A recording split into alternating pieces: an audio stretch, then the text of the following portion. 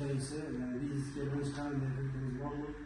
Maksimal summasi 5 million so'mgacha beriladi. 1 yil muddatga beriladi. Ayol qizlarimizdan 23%, o'g'illar 25% ajratiladi. Bunga telefonlar hujjati, o'zini tasdiqlovchi, shaxsini tasdiqlovchi hujjati yoki ID kartasi, o'zingiz bank ma'lumotnoma, keyin hokimlar tomonidan tavsiyalanadi. İkinci kreditimiz biznesga ko'mak deb aytiladi. Bu kreditimiz maksimal nazardan summasi 17 million so'm. Bunda 6 ay imtiyoz 48 ay beriladi. Yani 4 yildan 6 ay imtiyozlar hisoblanadi.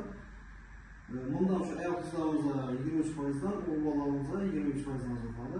Bunga talablar hujjatlar, shaxsni tasdiqlovchi pasport yoki ID kartasi, o'zingiz bank ma'lumotnomasi, bundan şu hokimiyat qismidan tavsiyalar kerak bo'ladi.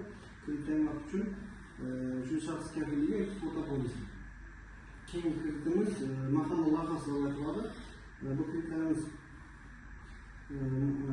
maksimal ajratilgan summasi 50 million so'mgacha ajratiladi. Bundan sonra ayol qizlarimizga 23%dan, o'g'illarimiizga 25%dan ajratiladi. Bu 5 yil ajratiladi, ya'ni 60 ay, 60 aydan 24 ay 2 yil imtiyozlar hisoblanadi. Bunga talab qilingan hujjatlar shaxsni tasdiqlovchi pasport yoki ID kartasi, o'zingiz bank ma'lumotnoma.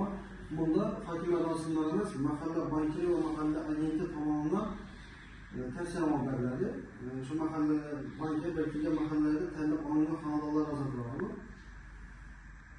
Buna uchun kerak